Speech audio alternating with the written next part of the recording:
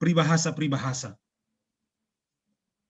Salomo juga tahu tentang ilmu botani, tentang suan-suanan, tentang tumbuhan pertanian, sangat piawai sekali tentang ilmu botani,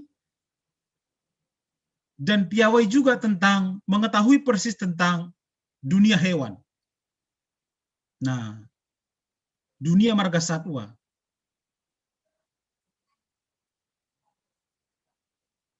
Nah, itu kehebatan dari seorang Salomo. Kemampuannya untuk mengarang lagu, mengarang peribahasa, dia tahu tentang semua tanaman, ilmu botani, dan juga ilmu tentang hewan. Itu yang pertama. Yang kedua, terkenal juga Raja Salomo dari kepiawaiannya untuk menghukum. Mungkin adik-adik pernah dengar cerita dalam 1 Raja-Raja 3 bagaimana ketika ada 2 orang ibu yang bersengketa untuk memperebutkan seorang bayi. Ada seorang ibu yang mengatakan, itu bayiku. Ibu yang lain mengatakan, enggak. Bayinya sudah meninggal. Itu bayiku yang diambilnya ketika aku tidur.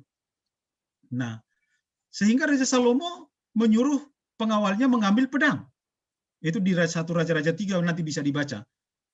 Setelah diambil pedang, dia mengatakan kepada pengawalnya, potong ini bayi. Dan berikan mereka setengah-setengah. Nah, dari situlah Salomo tahu siapa sebenarnya pemilik bayi itu. Ketika pedang mau diayunkan, ibu yang asli mengatakan, Salomo, biarkanlah bayi ini serahkan kepada si ibu itu. Dan ternyata si ibu yang satu lagi mengatakan, ya udah matikan aja, ya udah potong aja, bagi aja. Nah, dari situ tahu siapa sebenarnya yang mengasihi itu bayi. Dan Salomo tahu siapa sebenarnya bayi ibu itu, yaitu yang mengatakan, nggak usah dibunuh, berikan saja kepada dia, karena ibu asli itu ingin mengatakan, aku tidak mau bayi ini mati. Sehingga dengan sengketa konflik itu, Raja Salomo dapat memutuskan secara bijaksana, walaupun rumit itu persoalan. Itu hikmah Salomo dalam menghukum, menjatuhkan hukuman. Itu dalam 1 Raja-Raja 3. Nah, yang ketiga, Raja Salomo juga hebat. Kehebatannya apa? Dalam Alkitab kita ada 3 buku yang dia tulis. Buku apa itu? Yang pertama itu Amsal. Nah, Amsal. Yang kedua, Pengkhotbah. Yang ketiga, itu Kidung Agung. Siapa pernah baca kitab Amsal? Minimal pernah buka Amsal? Podah dalam bahasa Simalungun? Amsal, Pengkhotbah, dan Kidung Agung. Ini ada 3 buku yang luar biasa yang dikarang oleh Salomo sendiri. Nah, bayangkan bagaimana hebatnya, bagaimana seorang Salomo berkarya. Nah, itu dalam kepiawaiannya, kepintarannya, hikmahnya. Kita masuk bagaimana dia mempunyai usaha juga. Untuk apa? Untuk membangun rumah Allah, membangun bait suci. Raja Daud, ayahnya ketika itu punya rencana untuk membangun bait suci. Tapi karena dosa pelanggarannya dia tidak jadi, tidak diperkenankan Tuhan untuk membangun bait suci, sehingga diteruskan oleh anaknya Salomo yang kita bahas hari ini. Nah, bahkan istana Salomo begitu hebat, begitu luar biasa. Dalam 1 Raja-Raja 7 itu digambarkan bagaimana Raja Salomo itu sampai membangun istananya itu 13 tahun lamanya. 13 tahun membangun istana yang begitu megah, begitu luar biasa. Nanti bisa dibaca dalam satu Raja-Raja 7 ya. Nah, kekayaannya, mari kita lihat kekayaan Raja Salomo. Kekayaannya juga, waduh, nggak hitung-hitung lah. Artinya ini sultan dari apa ini sekarang? Kalau di bahasa anak perguru, ini sultan, lebih dari sultan, lebih dari si Raffi Ahmad, lebih dari siapa? Si Atta Halilintar, lebih itu. Karena kekayaannya begitu banyak, luar biasa, memiliki emas, perak, gading, dan juga lain-lain. Dan dia memiliki perusahaan perkapalan. Oh, bayangkan. Bayangkan kondisi ini sekarang ada seorang yang memiliki perusahaan perkapalan. Dengan emas yang melimpah, perak yang melimpah, dan gading yang melimpah. Itulah kekayaan Salomo. Nah, kenapa bisa seperti ini? Kenapa Salomo bisa mengalami hal-hal seperti ini? Ini penting. Karena di awal dalam kitab 1 Raja-Raja, dia pernah ditantang oleh Allah. Mintalah apa yang mau kuberikan kepadamu. Ini kuncinya adik-adik. Ketika Allah menyatakan, Salomo, mintalah apa yang akan kuberikan kepadamu. Salomo tidak meminta harta. Salomo tidak meminta jabatan. Salomo tidak meminta nomor rekening dan segala macam. Harta yang melimpah, enggak. Tapi yang diminta Salomo adalah, Tuhan berikan aku hikmah untuk bisa membedakan mana yang baik dan mana yang jahat. Itulah permintaan Salomo. Tidak ada yang lain permintaannya. Dan ternyata Tuhan menyempurnakan permintaan Raja Salomo. Justru hikmahnya inilah yang memperkaya dia dalam segala hal. Itu Salomo. Jadi adik-adik, ketika hari ini ada tawaran kepadamu, tawaran dari Tuhan, mintalah apa yang ingin kuberikan kepadamu, jangan-jangan kita akan tergoda untuk minta apa? Minta harta. Minta apa? Minta nilai yang bagus. Minta apa? Mungkin kita akan minta, aku mau masuk perguruan tinggi negeri. Minta apa? Mungkin aku akan minta mobil. Minta gadget yang termahal. Dan lain-lain dan lain-lain. Tapi Salomo bukan tipe seperti itu. Dia lebih mementingkan hikmah yang daripada Tuhan. Dia lebih mementingkan kekayaan ilahi daripada kekayaan duniawi. Dan ini boleh menjadi pelajaran bagi adik-adik yang pertama sekali dari Raja Salomo yang kita bahas hari ini. Nah, nanti kita diskusikan. Kehebatan Salomo juga, kehebatannya dalam politik luar negeri. Nah, dalam politik luar negeri juga Raja Salomo memiliki banyak teman. Memiliki banyak sekali relasi. Jadi adik-adik, kunci kesuksesan sekarang bagi adik-adik adalah bangun relasi. Itu sekarang. Apalagi dengan kondisi Anda hidup dalam dunia yang memang tanpa batas ini, yang unlimited ini, selayaknya adik-adik semuanya harus membuka relasi seluas-luasnya. Dan itu yang dilakukan oleh Raja Salomo. Berusaha Raja Salomo supaya memiliki sahabat, kawan di luar negeri, di luar pemerintahannya. Nah, kepada Hera, sekarang temanmu ada di luar negeri? Nggak ada deh kayaknya. Belum ya? Nah, belum gitu. Nah, si Febri sudah ada kawannya di luar negeri, Inang? Belum ya? Si Richard? Belum juga ya? Di luar apa yang ada? Di luar jadwal. Iya. Oke.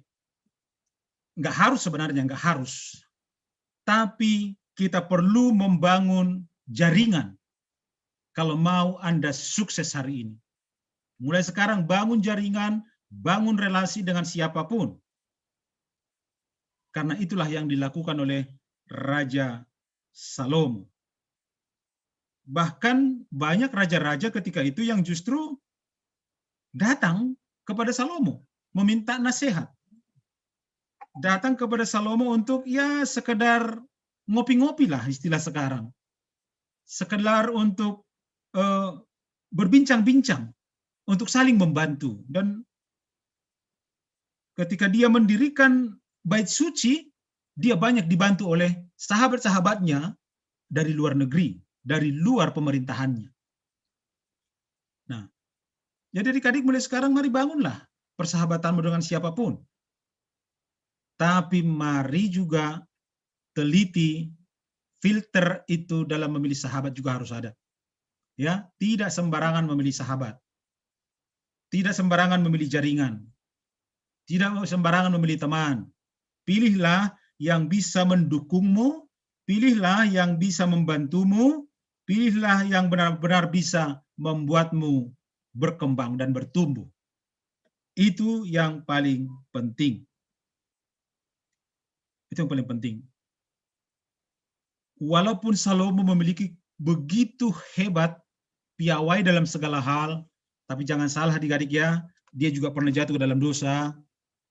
Nah, jadi sebagai manusia, tidak ada yang sempurna manusia. Sehebat apapun kita, sekuat apapun kita, sepiawai apapun kita, sepintar apapun kita tetap adalah manusia yang penuh dengan dosa. Dan Salomo juga, walaupun begitu besar kasih karunia yang diterima Salomo dari Allah, dia juga sempat jatuh ke dalam dosa. Apa dosanya? Dosa Salomo adalah menyembah dewa-dewa lain. Menyembah berhala. Karena apa? Nah ini, karena apa?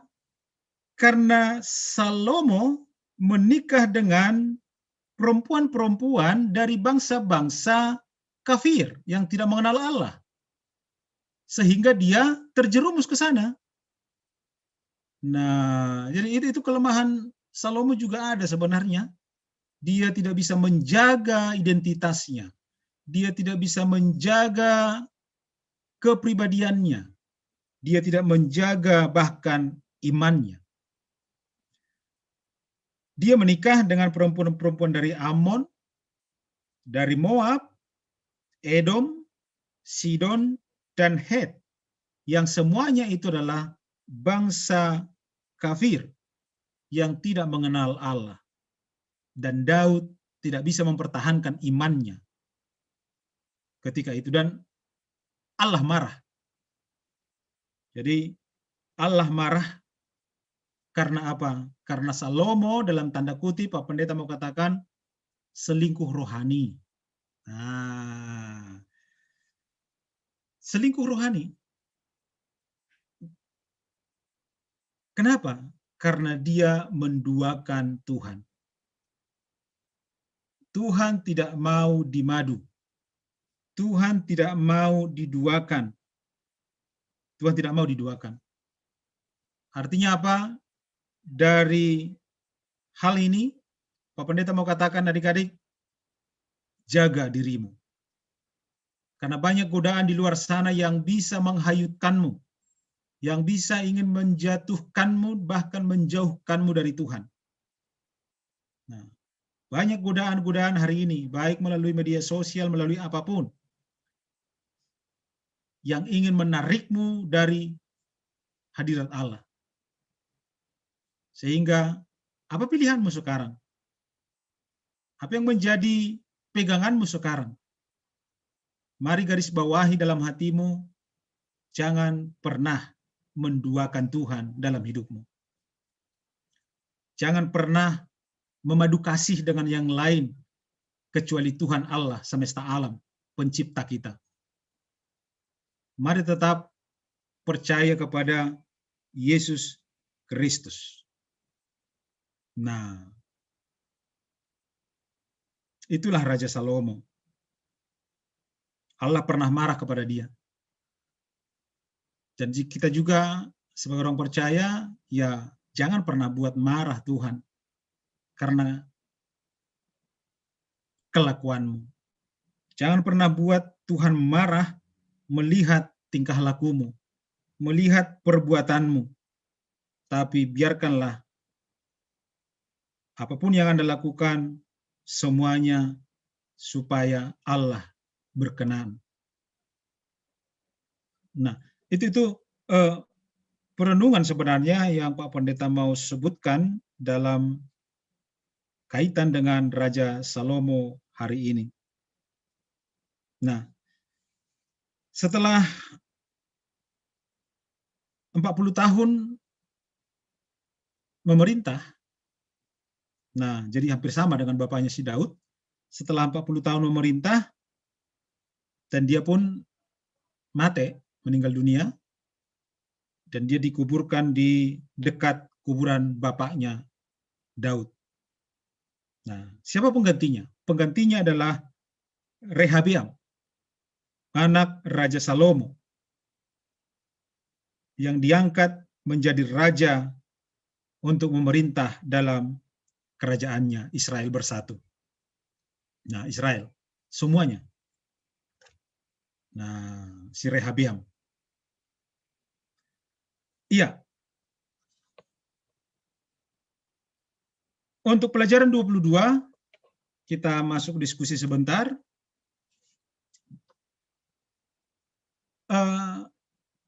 Kepada adik-adik, Pak Pendeta mau satu mewakili laki-laki, satu mewakili perempuan. Hal apa yang bisa kamu kutip dari kisah Salomo?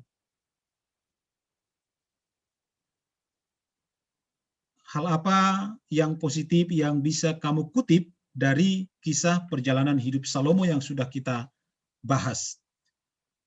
Oke, Pak Pendeta akan unjuk yang dari laki-laki itu si Esra Sipayung. Nah, hal apa Esra? Satu aja yang bisa kamu kutip hari ini dari perjalanan hidup Salomo.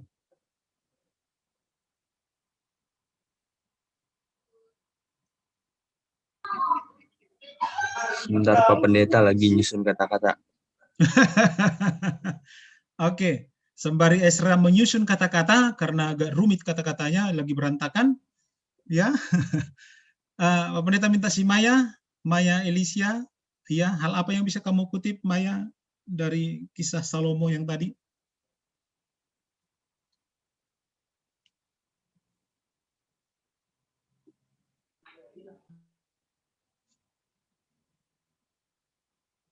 Ya, masih di mute, di unmute dulu Maya.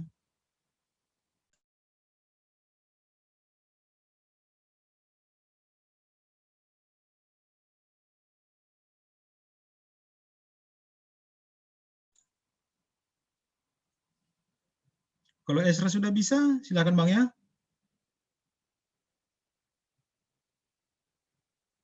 Denasta, hal apa yang bisa dikutip pelajaran dari Salomo hari ini? Satu kata aja, satu kalimat. Kalau menurut saya Pak Pendeta lebih memilih apa sih kayak lebih memilih kebahagiaan ilahi daripada duniawi gitu. Jadi lebih memilih rencana Tuhan daripada keinginan kita sendiri. Good. Makasih Denasta. Sekarang coba Pito. Jadi kalau menurut saya pertama tadi benar memilih kebahagiaan ilahi daripada kebahagiaan duniawi, seperti yang tadi lebih memilih hikmah daripada duit atau segala macamnya. Terus satu lagi, jangan pernah menduakan Tuhan. Itu sih kira-kira Pak Pendeta. Oke. Jangan pernah menduakan Tuhan. Iya. Kita lanjut. Jadi pelajaran 22, 23 itu runut ya. Itu lanjut. Tadi Pak Pendeta sudah katakan pengganti Raja Salomo setelah 40 tahun dia memerintah adalah anaknya sendiri yang bernama Rehabeam. Nah, yang bernama Rehabeam. Dan ternyata dalam pemerintahan Rehabeam ini nggak mulus. Nggak mulus. Terjadi konflik. terjadi pertikaian di antara 12 suku. Dan yang paling parah adalah ketika kerajaan Israel terbagi dua. Itu akibat dari konflik yang terjadi. Ada yang disebut dengan Israel Utara dan ada yang disebut dengan Israel Selatan. Konflik mereka sebenarnya sederhana.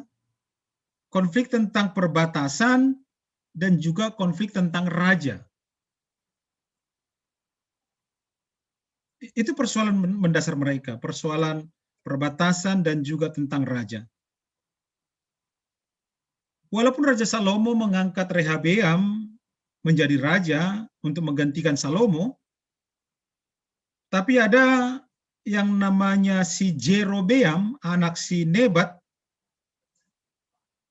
berusaha untuk memposisikan diri sebagai raja ketika itu. Nah, jadi ada Rehabeam dan juga Jerobeam. Jadi ada dua raja ketika itu. Sehingga setelah itu kerajaan Israel, besar Israel itu menjadi terbelah menjadi dua, yang dimulai dari Raja Daud. Dan ada 12 marga itu, 2 marga itu masuk ke kerajaan Israel Selatan, yaitu marga Juda dan Benjamin, dan 10 marga itu masuk kepada Israel Utara. Ya, kan ada 12 marga. Jadi terbelah itu Israel menjadi Israel Utara dan Israel Selatan. 2 itu masuk ke Israel Selatan, yaitu marga Juda dan Benjamin, dan 10 itu masuk ke Israel Utara. Nah, siapa raja di Israel Utara? Raja di Israel Utara adalah Rehabeam, dan Jerobeam di Israel Selatan. Nah, hubungan mereka tidak pernah mulus, selalu bertengkar, selalu berperang antara Rehabeam dan Jerobeam selama mereka memerintah. Nanti bisa dibaca dalam 1 Raja-Raja 14 dan 1 Raja-Raja 30. Jadi semua tentang cerita Salomo dan juga belah 2 Harjaun Israel, semuanya itu bisa kita baca dalam 1 Raja-Raja dan 2 Raja-Raja. Memang ada baiknya ini adik-adik para guru ini dibaca supaya lebih komplit itu peristiwa sejarah yang mau kita pelajari tentang kerajaan Israel yang terbelah 2 antara Israel Utara dan Israel Selatan. Nah, tidak hanya persoalan perbatasan dan juga raja, Israel Utara dan Israel Selatan juga mereka berkonflik juga tentang Bait Suci di Yerusalem. Nah, Bait Suci di Yerusalem. Sehingga karena tidak ada keputusan tentang Bait Suci Yerusalem, sehingga Israel Utara mendirikan Bait Sucinya di Gerizim di Samaria. Dan Israel Selatan tetap beribadah di Yerusalem. Nah, ini juga menjadi konflik mereka. Jadi dari segi perbatasan dan mengangkat raja, tapi mereka juga berkonflik dalam arti tempat ibadah. Raja Jerobeam mendirikan tempat penyembahan mereka, itu rumah ibadah itu di Israel, di Dan dan Betel itu di Yerusalem. Akhirnya yang di Samaria menyembah dewa lain, dan banyak raja-raja akhirnya yang meninggalkan jalan Tuhan, jalan Allah. Nah, jadi ada Samaria, Israel Utara yang jadi orang kafir karena konflik ini yang berkepanjangan, tapi ada Israel Selatan yang tetap di Yerusalem. Dan inilah yang selalu berkonflik antara Israel Utara dan Israel Selatan tentang bait suci mereka. Nah, ya karena memang kedua kerajaan ini tidak gampang untuk dipersatukan, karena kedua kerajaan ini terbelah menjadi dua, sehingga kerajaan ini sangat gampang untuk ditaklukkan oleh bangsa lain. Itu kelemahan kalau kita berkonflik. Itu kelemahan kalau kita tidak bisa bersatu. Israel Utara dan Israel Selatan begitu gampangnya dijajah oleh bangsa lain karena mereka itu terpecah belah. Umpamanya, bagaimana bangsa Filistin, Mesir, Aram, Asyur, Kasdim, dan Babel.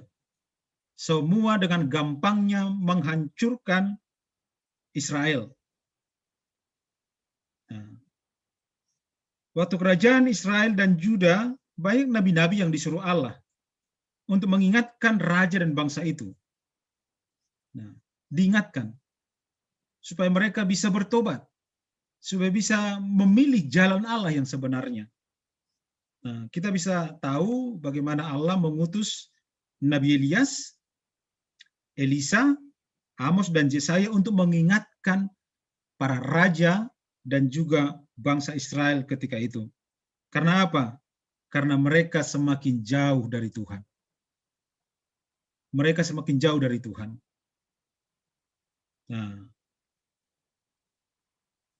tapi karena mereka tidak mau bertobat, tidak mau kembali ke jalan Tuhan, ke jalan Allah, akhirnya yang terjadi tahun 721 sebelum Kristus, mereka ditawan orang Asyur.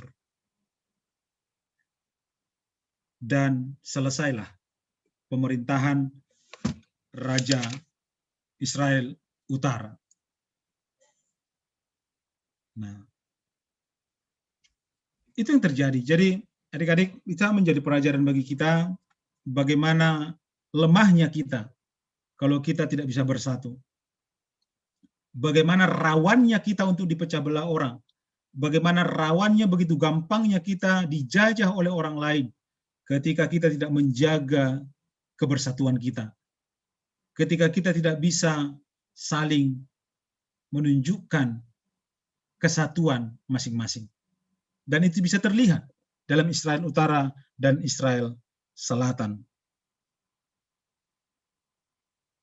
Dan tidak berapa lama memang kita bisa lihat tahun 606 sebelum Kristus, Raja Babel, Raja Nebukadnezar juga berperang menghadap Yerusalem, menghadap orang Israel Selatan, dan mereka kalah. Dan mereka juga terbuang ke Babel.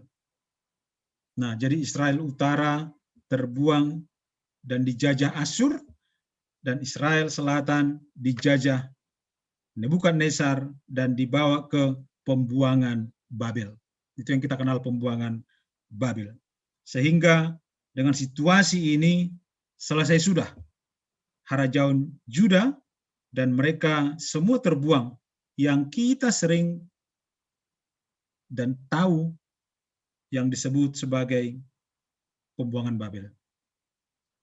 Nah, apa yang mau kita pelajari dari kisah ini?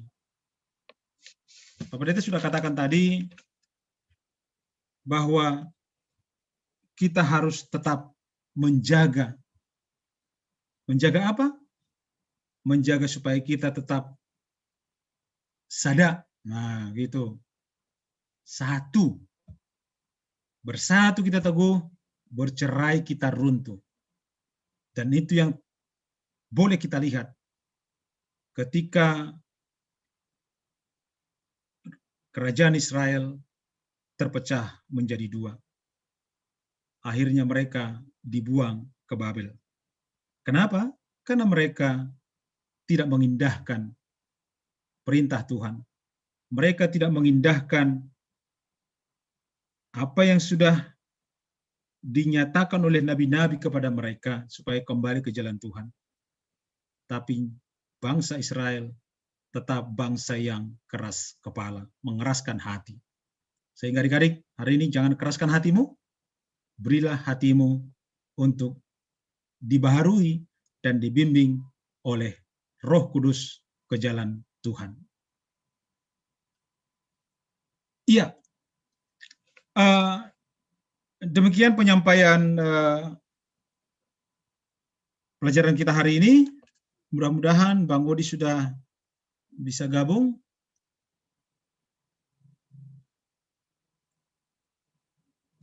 Bang Odi.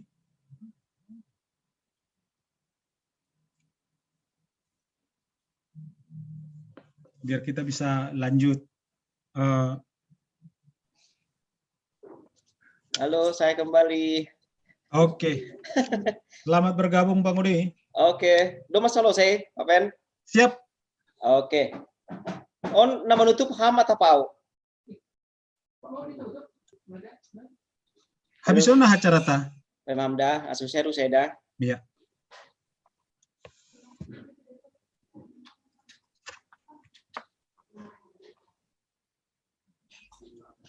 Menggalang. Oh, berarti tonggo melobe. Ya, Bikama. Iya. Kita berdoa adik-adik. Bapa di surga, terima kasih Tuhan buat pelajaran hari ini. Kami boleh Tuhan ingatkan agar kami senantiasa setia dan taat kepada Tuhan. Ketika ada tawaran-tawaran di dunia ini, kami mau belajar dari sosok seorang Salomo. Dia meminta apa yang paling penting dalam hidup ini, yaitu hikmah yang daripada Tuhan. Untuk memilih dan memilah mana yang baik dan mana yang benar. Kiranya Tuhan juga mengajarkan kami dan juga seluruh anak-anak kami, para guru ini. Agar kiranya Tuhan mencurahkan roh hikmah kepada seluruh anak-anak kami ini. Agar mereka semakin boleh memilah mana yang baik dan mana yang jahat. Dan selalu melakukan dan mengerjakan apa yang berkenan di mata Tuhan. Jangan biarkan mereka Tuhan untuk menduakan Tuhan. Jangan biarkan mereka untuk menjauh dari Tuhan. Tapi kiranya Roh Kudus-Mu yang senantiasa mengingatkan mereka Tuhan. Agar tetap berjalan di jalan Tuhan. Agar tetap mereka tidak menoleh ke kiri dan ke kanan. Tapi tetap fokus kepada Allah yang menjadi penyelamat kami. Yang memberikan hidup dan kehidupan bagi kami. Terima kasih Tuhan. Dalam nama Tuhan Yesus Kristus kami berdoa. Amin.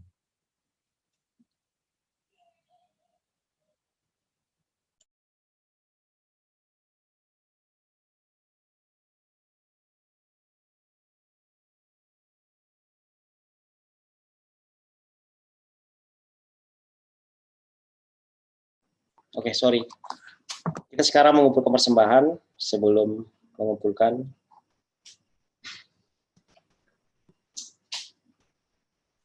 Bapak nami dan negori atas.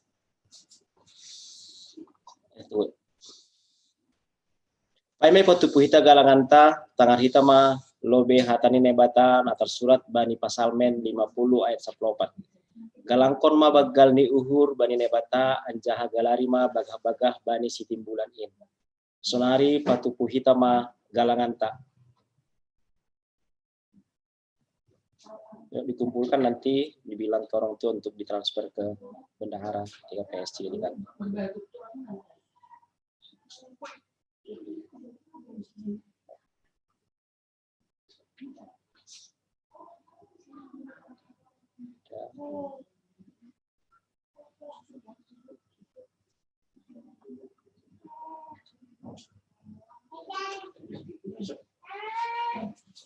Oke.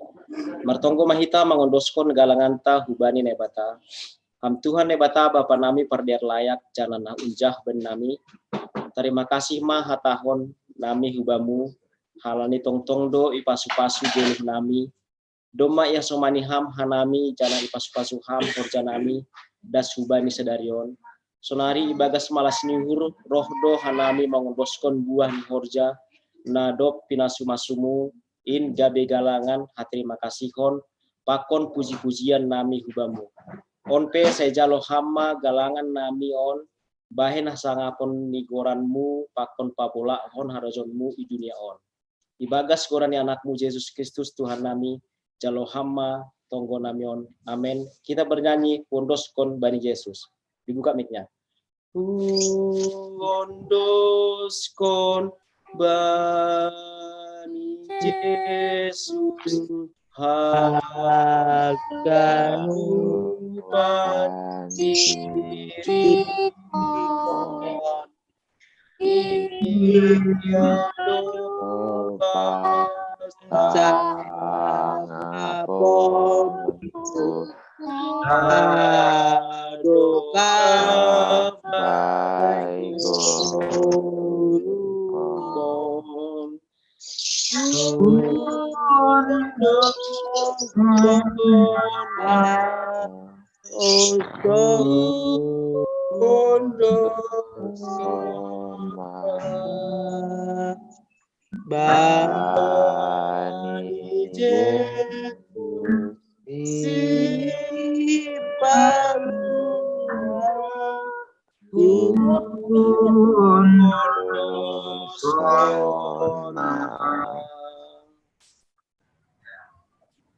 hamba panami dari negeri atas, saya nama masing magoranmu, saya roh maharajonmu, saya saut maharosu nihurmu, inagori tongahon songon naik nagori atas, beri hamba banami sedarion haguluhon ari-ari, sasap hama dosa nami songon panasap nami, bani dosa nya somar nama dosa dopak hanami, ulang hanami bubai ham parlajoan, palua hama hanami pun bani pangago. Kita nyanyikan I hamdusi mada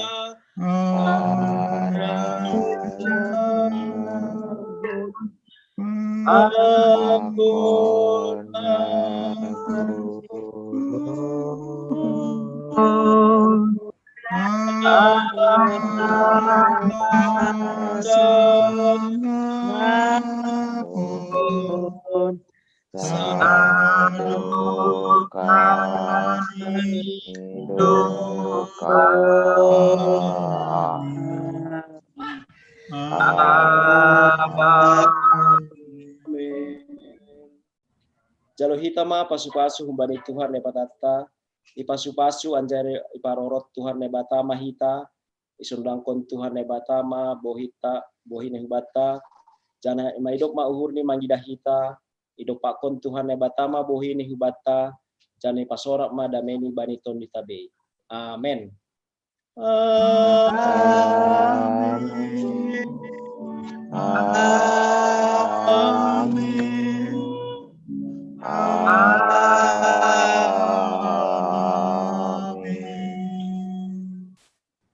Ibadah marguru selesai, Tuhan Yesus berkati. Ya. Absen. Absen, oke. Dimulai dari, tunggu ya, Abang ambil catatan dulu. Catatanku tadi ya. Maklum orang baru ya.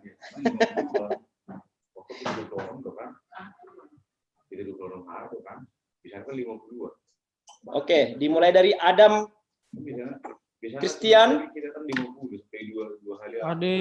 Hadir. Alex Hermando. Ayo, dibuka mic-nya. Dibuka mic-nya. Alex Hermando. Hadir, Pak. Oke. Alparedo. Hadir, Bang. Hadir. Chris Manuel. Hadir, Bang. Oke. Cindy Sinaga. Hadir pula. Oke. Denasta. Hadir, Bang. Oke. Elena, ini tadi yang izin ya? Oke, ini izin tadi Elena. Tunggu, abang tulis dulu. Elena izin. Febrianti. Hadir, Bang. Oke. Gogo. Halo. Hadir. Hera Saragi. Hadir. Hot Daniel. Hadir. Immanuel Daud. Hadir. Zoe. Hadir. Oke. Luvinia, ini tadi yang sakit. Ini ya. Sedikit. Maya? Hadir. Miguel? Hadir. Raymond Saragi? Hadir, Bang. Oke. Richard? Hadir. Oke. Rikat? Ini apa sama namanya? Hadir. Oke. Stephen? Hadir, Bang. Oke. Stefani? Hadir, Bang. Teresia? Hadir. Oke. Tiur? Hadir. Oke. Feril? Hadir. Oke. Vito terakhir. Hadir. Oke. Jangan dulu tutup kameranya ya, biar abang foto, biar ada buktinya kita. Smile, smile. Bang, saya belum dipanggil, Bang. Siapa itu? Aduh. Siapa namanya? Ezra Sipayung. Esra Sipayung. Tunggu, Esra Sipayung. Oke. Sorry ya, Esra Sipayung. Ada lagi yang belum dipanggil kah? Udah semua ya? Oke, Esra Sipayung. Kameranya dibuka. 1, 2, 3. Lagi 1, 2, 3. Oke, Bang Pendeta biasanya salpunon nah. Mute Piham. Miguel, biasanya habis seperti ini kita kemana? Ngopi Iya. atau gimana? Ngopi atau pulang? Habis ini pulang sih biasanya. Oh, pulang ya? Iya. Abang pulang kemana ya? Orang di rumah. Iya. Oke. Oke, adik-adik ya. Oke, salam sehat lah semua. Salam ya. sehat semua. Ya, Selamat sampai hari jumpa di Minggu. kesempatan yang lain. Iya. Selamat hari Minggu semua. Salam Bye. sehat, salam sehat. Salam sehat. Terima kasih Pak Pendeta. Hari Minggu. Selamat Sama-sama. Terima kasih Pak Pendeta. Sama-sama.